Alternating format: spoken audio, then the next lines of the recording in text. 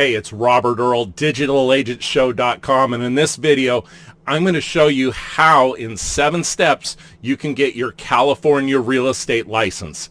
And if you stick around in the video, I'll show you how you can get the course done in as little as 18 days when it normally can take 3 to 6 months.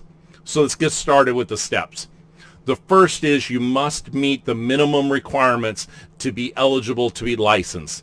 This means that you have to be 18 years old and you have to, as the California Real Estate Commission states it, be honest and truthful.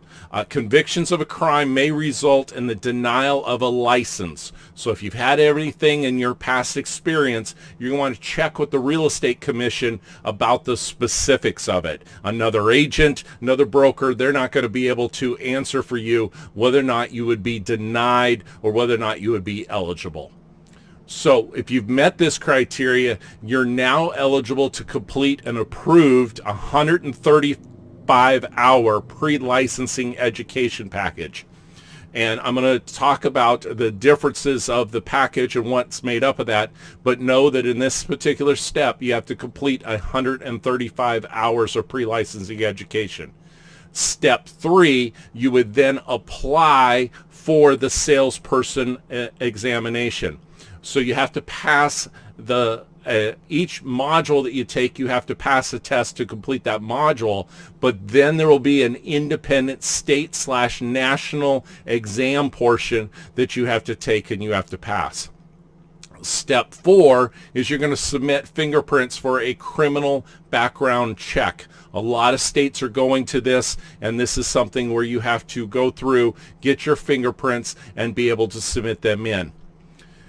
Step 5 is successfully pass the California real estate exam by earning a score of 70% or higher. The reason that you're going through the test modules is not necessarily going to teach you how to sell real estate.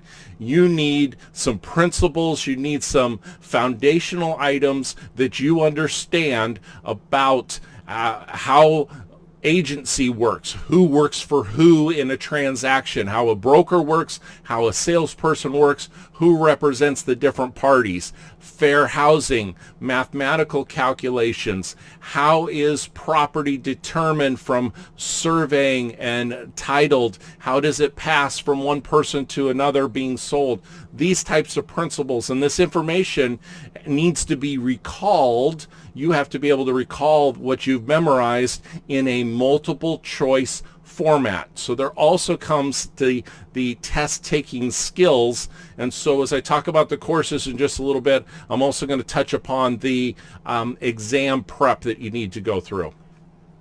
Step 6, you have to obtain sponsorship from a existing licensed California broker. When you first get started as a new licensee, you have to be under the umbrella of a managing broker. And so if you need information about finding a company that will sponsor you, I have information at my website, DigitalAgentShow.com. On the homepage, on the sidebar, there's a button about finding a brokerage, and so that will assist you there. And then step 7, you have to complete the real estate application. So let's talk about this, break it down just a little bit. On average, it takes individuals anywhere from 3 to 5 to 6 months to get a California real estate license because you have to go through the course, you have to pass the exams, you have to go through all of the different modules. Now, there is a way that you can, shall we say, hack the system. If you're taking an online course, if you sign up for one of the courses, and I've got a video that talks about how to select a real estate course. If you're taking an online course, you have the ability to sit for that final exam within 18 days. I'll repeat that. Within 18 days, when you sign up for the course, that's when you can take the course final exam to complete the modules. Now, if you if you fail at that particular time, let's talk about failing, you're going to have to wait another 18 days. And if you fail again, now you have to go through the expense of signing up for the course over again. So this is something that if you're doing this, you want to make sure that you have your time blocked off, that you're able to read through and cover the information, because again, it's about passing the exams. That's the type of information that you're looking for. When you sign up for this course, if you're signing up for the online package, that online package will be valid for 6 months. So when you're thinking about getting into real estate, there's 2 types of budgeting that you're going to need to do. There's budgeting for your time and budgeting for your dollars. The time frame is that once you sign up for that course, you're going to have deadlines that come up that you must complete the course within those 6 months.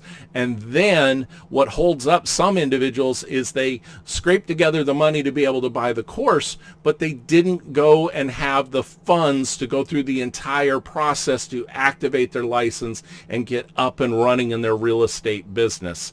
And I have a blog post at digitalagentshow.com that'll give you a general idea of what the expenses are that you can expect as you come up and become a real estate agent. Now, that 135 hours is broken up into, you have to take a real estate principles course, which is 45 hours, a real estate practices. So think of the principles as being those types of things as to what are the fair housing law, what are the protected classes, how is agency determined. Then when it goes into practice, they're going to give you some sample scenarios as to an agent was working with another agent and they were working with the buyer. Well, who represents them? Who was the first individual to work with them? Who is eligible for a commission? Those are the types of things when it's put into practice. That's going to be a 45-hour course. And then you have to decide on taking one course from the following list, either from real estate appraisal, property management, real estate finance, real estate economics, the legal aspects of real estate office administration, general accounting, business law, escrows, mortgage loan brokering and lending, computer applications in real estate, or common interest developments. So you have the choice to pick these particular areas. When you pick a particular course, you're not going to be limited to that area once you become licensed. You will be licensed to work in real estate.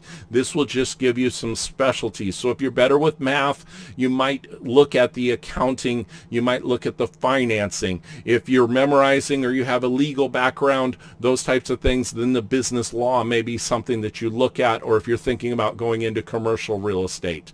So those are some of the things that you have for the particular courses that go through. Now, again, as I was talking about, when you go to pick the class, the online course, as you're reading through it, it monitors the amount of time that you're spending. When you're in a classroom course, you're going to have your textbook, you're going to have time out of the course, so there's going to be a minimum amount of time that you must spend within the class, and you're beholden to the schedule of the class versus you being able to set your own schedule. I have seen individuals that have been in their current career taken a 2-week vacation and taken the online course during that 2-week vacation and knocked it out in order to be able to prepare for the exam and to prepare the test. So I talked about it, of the time frame of the 18 days that you have to wait to go through. When you complete each one of these modules, the 45 hours, and the third course, you're going to receive certificate of completion.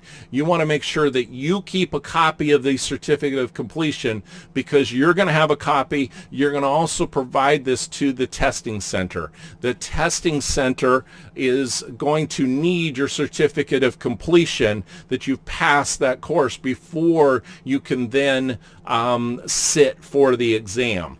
And then also, when you have that certificate of completion and you've passed the exam, then that information is going to be submitted in with your application and the information that you're submitting to the state. So it's very important for you to have that.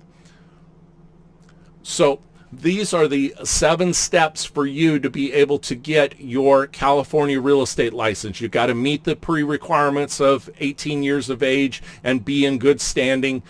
Complete the approved 135-hour course, apply for the examination, submit your fingerprint and background check, successfully pass the final exam at a 70% or higher. Now, I talked about picking out a class, and again, I have a complete guide to selecting a real estate school. I go into this a little bit further, but let me talk about the exam prep module. Whether you take a classroom or whether you take an online, you're going to want to make sure that you have an exam prep module that has sample test questions.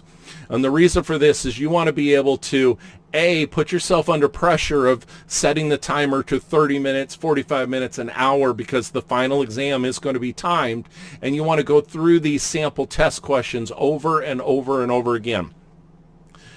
Most importantly is not just that you get them right, it's that when you get a question wrong, you understand why you got it wrong. You'll be able to go back to the materials, study that information, memorize what the right answer was, but study the information as to why you got it wrong. If it was a mathematical calculation, did you do something wrong in calculating the percentages or how you prorated something?